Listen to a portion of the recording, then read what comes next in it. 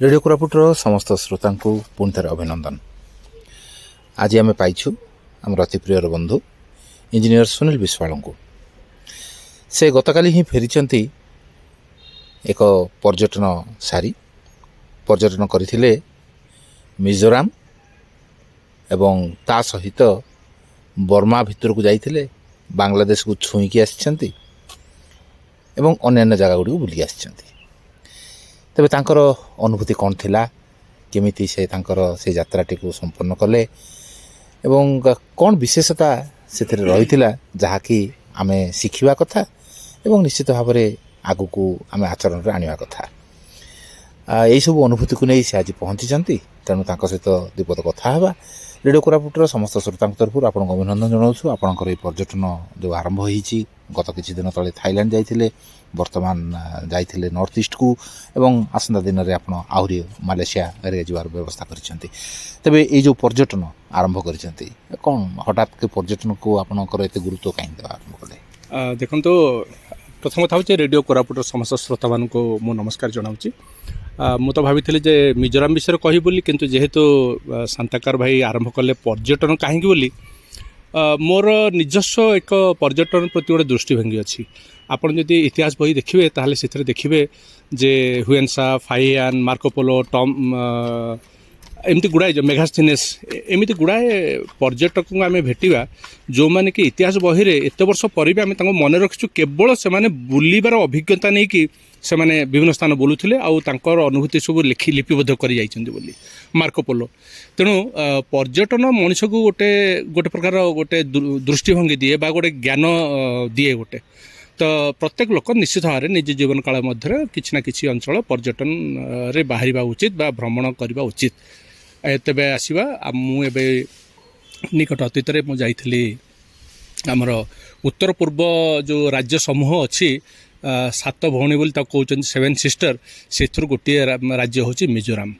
मु मिजोराम को जाइली एवं मिजोराम को जिते मुझे गली कौन सी निर्दिष्ट लक्ष्य मुझे नहीं जाइनथली, किंतु फेरिबा परे मु भावुची जे एटा मो पई गोटे बहुत वरदान सदृश थिला। कारण मिजोराम विषय रे मोर सेमती किसी धारणा नथिला एवं मिजोराम पहुँचला परे सेठिया लोक मानक चाली चलन देखिया परे मिजोराम रो जो राज्य किछि अंश बुलिबा परे मु बहुत सकारात्मक भितर अनुभूति आसला।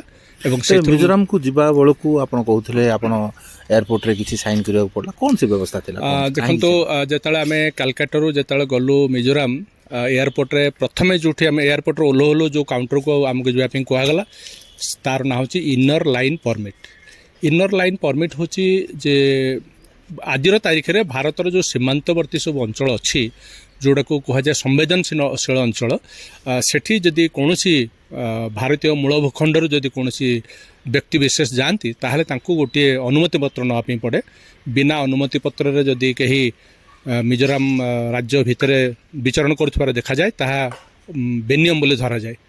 ये जो इनर लाइन परमिट एटा दिया जाए 7 दिन पर। आम भी ओल्ला 350 टंका विनिमय 7 दिन पर गोटे इनर लाइन परमिट नेलु, जोटा कि आउ थे पर रिन्यूअल भी करहब। रिन्यूअलटा जेकोसी निकटस्थ एसपी ऑफिसर भी करहब, किंतु जेहेतु आम उड़ाजाहाज जाइलु विमान जाइलु तेणुक आमको से एयरपोर्ट ही मिल। भारत भूखंड मध्य आप विदेशी हो गले?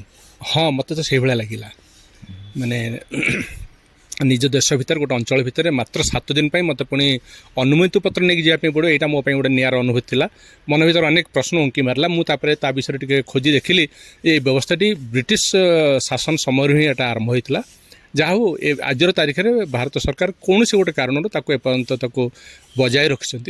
नॉर्थ ईस्ट संवेदनशील अंचल लोक जदि भारत भूखंड को आसवे से इनर लाइन परमिट ने ना, कारण से अंचल प्रযোज्य, किंतु सेठिकार लोक तो आम भली भारतीय। तेणु से मूल भूखंड को आसवे से आवश्यक पड़ो ना। तेणु भारतीय एपटे भारतीय सेपटे केवल मझे जो गोटे लाइन टे रही उड़े देवा दरकार। हाँ, मत तो से लगिला एवं से जो इनर लाइन परमिट व्यवस्थार गोटे जिनस मुझे देखिली सेटा कह संविधान को गोटे धारा अनुसार सेठी भारतर मूल भूखंड कौन लोक से कौन प्रकार बिजनेस ओनर हो पारे ना, कौन प्रकार स्थावर संपत्ति क्रय करें। से अनुसार मिजोराम 100 ରୁ 100 शतकड़ा ଯେତେ ସବୁ ପ୍ରତିଷ୍ଠାନ ଅଛି ସବୁତକ ହେଉଛି ମିଜୋ ଲୋକମାନଙ୍କ ଦ୍ୱାରା ପରିଚାଳିତ। ଏବଂ ଆଉ ଗୋଟେ କଥା ମୁଁ ଶୁଣିଲି ଅବଶ୍ୟ ଯେ ଭାରତ ସରକାରଙ୍କର କୌଣସି ଜାଗା ନିଜସ୍ୱ ଜାଗା ମିଜୋରାମରେ ନାହିଁ। ତେଣୁ ଭାରତ ସରକାର ଯଦି କୌଣସି ବି ସେଠି ପ୍ରକଳ୍ପ କରିବା ପାଇଁ ଚାହାନ୍ତି ତାହେଲେ ମିଜୋ ଲୋକମାନଙ୍କ ଠାରୁ ସେମାନେ ଜମି ଦାନ ସୂତ୍ରରେ ଅଧିଗ୍ରହଣ କରିଥାନ୍ତି ବା କିଛି ମୂଲ୍ୟ ଦେଇକି ଅଧିଗ୍ରହଣ କରିଥାନ୍ତି। କିନ୍ତୁ ସେଠି ସରକାରଙ୍କର କୌଣସି ନିଜସ୍ୱ ଜାଗା ନାହିଁ ବୋଲି ମୁଁ ଶୁଣିଲି। ମୁଁ ସେ ବାବଦରେ ମୁଁ ନିଜେ ଗବେଷଣା କରିନାହିଁ। ତେବେ ତାପରେ ଆମେ ଯିବା ଆପଣଙ୍କର ସେଇ ମିଜୋରେ ବୁଲିବା, କେମିତି କ'ଣ ଦେଖିଲେ? ଦେଖନ୍ତୁ ମୁଁ ମିଜୋରାମର ପ୍ରାୟ ସବୁତକ କୋଣ ଅନୁକୋଣ ବୁଲିଲି। 7 ଦିନର ମୋର ଯାତ୍ରା ଥିଲା। ପ୍ରଥମେ ମୁଁ ତ ପଳେଇଗଲି ତାଙ୍କର ଯେଉଁ ବାଂଲାଦେଶ ବର୍ଡ଼ର ସେ ଅଞ୍ଚଳକୁ ଚାଲିଗଲି ମୁଁ, ଏବଂ ସେଠି ଗୋଟିଏ ଗେଷ୍ଟ ହାଉସ୍ରେ ମୁଁ ରାତ୍ରି ଯାପନ କଲି। ଏବଂ ସେଠୁ ଆମେ ବାଂଲାଦେଶର ବର୍ଡ଼ରକୁ ଆମେ ଗଲୁ।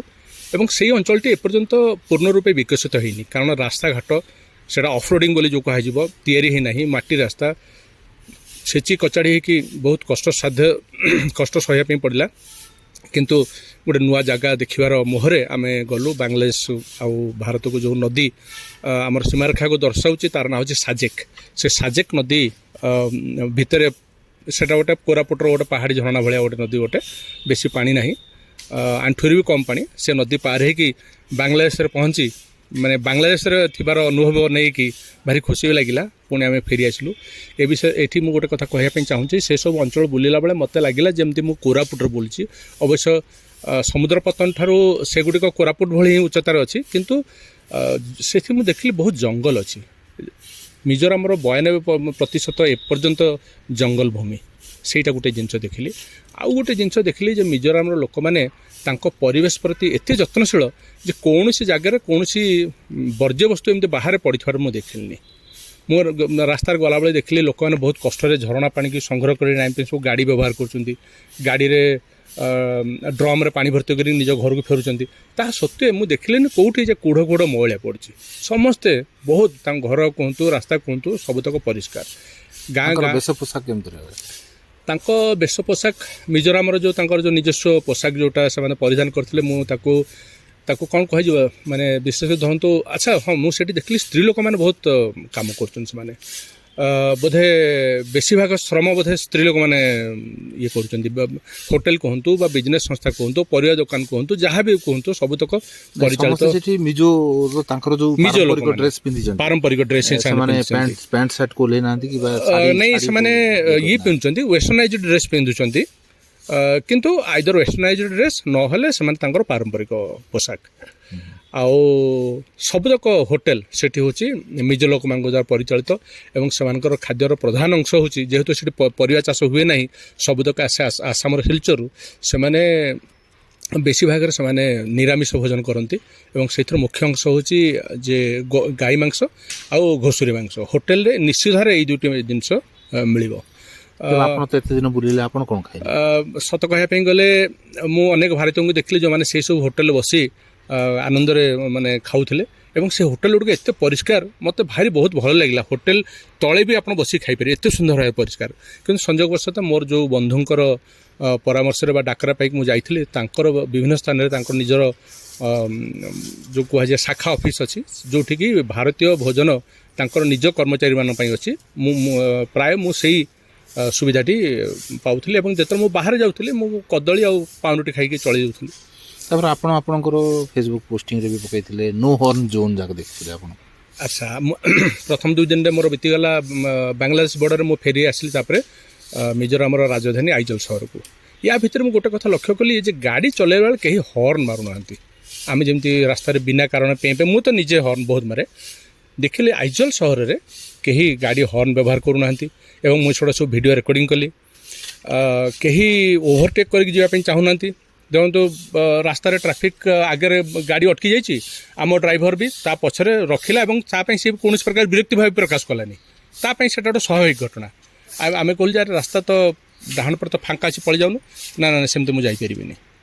ମୋତେ ବହୁତ ଭଲ ଲାଗିଲା। ଆଉ ଗୋଟେ କଥା ଲକ୍ଷ୍ୟ କଲି, ସେଇ ଯେଉଁ ଗାଡ଼ି ଯାକରେ ହର୍ନ ରଖିଛନ୍ତି ନା ହର୍ନ କାଢ଼ି ଦେଇଛନ୍ତି? ମୁଁ ସେ କଥା ତାକୁ ପଚାରିଲି, କ'ଣ ହର୍ନ ଅଛି ନା ନାହିଁ? ନା ହର୍ନ ଅଛି, କିନ୍ତୁ ସେଇଟା ମୁଁ ଯଦି ମାରିଦେବି ନା, ମୋ ପାଇଁ ସମସ୍ତେ ରାସ୍ତା ଛାଡ଼ିଦେବେ। ସମସ୍ତେ ଭାବିବେ ଯେ ମୁଁ କୌଣସି ଇମର୍ଜେନ୍ସିରେ ଅଛି, ହୁଏତ କୌଣସି ଅସୁସ୍ଥ ଲୋକଙ୍କୁ ନେଇ ଯାଉଛି, ତେଣୁକରି ମୋ ପାଇଁ ରାସ୍ତା ପୁରା ଖାଲି ହେଇଯିବ। ତେଣୁକରି ନିହାତି ଦରକାର ନଥିଲେ ମୁଁ ହର୍ନ ମାରେନି।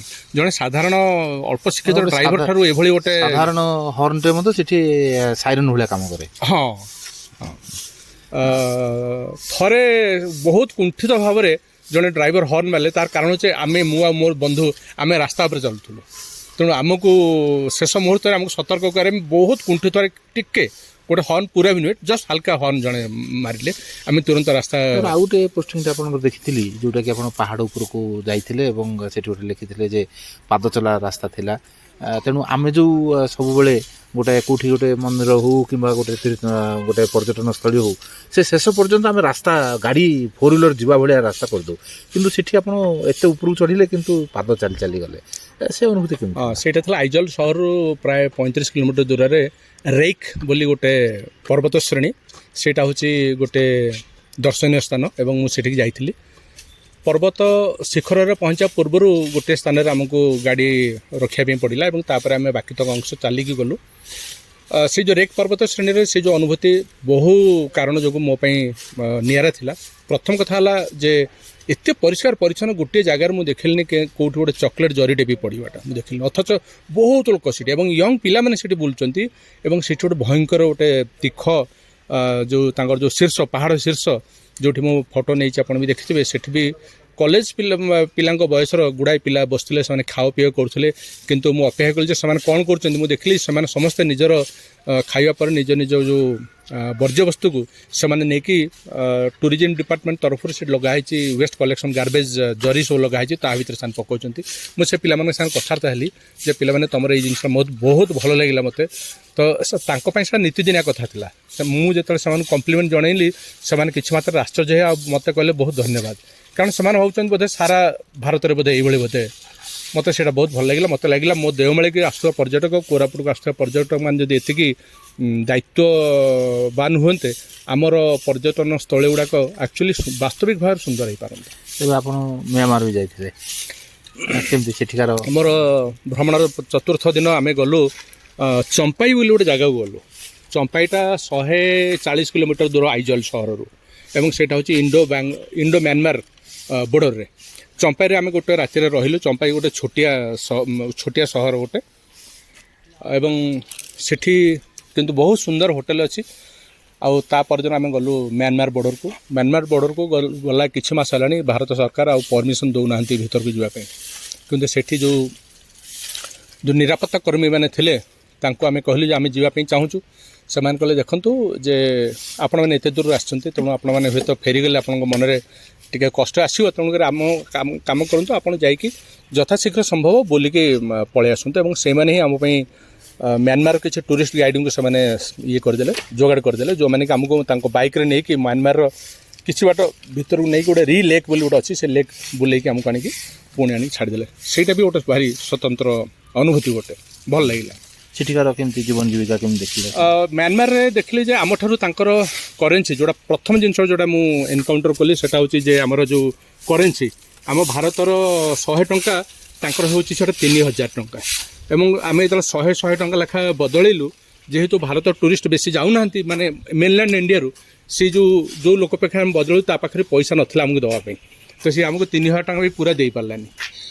100 ଟଙ୍କିଆ ଗଣି ବହୁତ ଗୋଟେ ନୋଟ୍ ଆମକୁ ଗଣିକି ଦେଲା। ମୋତେ ଦେଲା 2850 ତାଙ୍କ କରେନ୍ସି, ଆଉ ମୋର ଜଣେ ବନ୍ଧୁ ତାଙ୍କୁ ସେମିତି ଦେଲା କେତେ 2700-2800 ଟଙ୍କା ଦେଲା।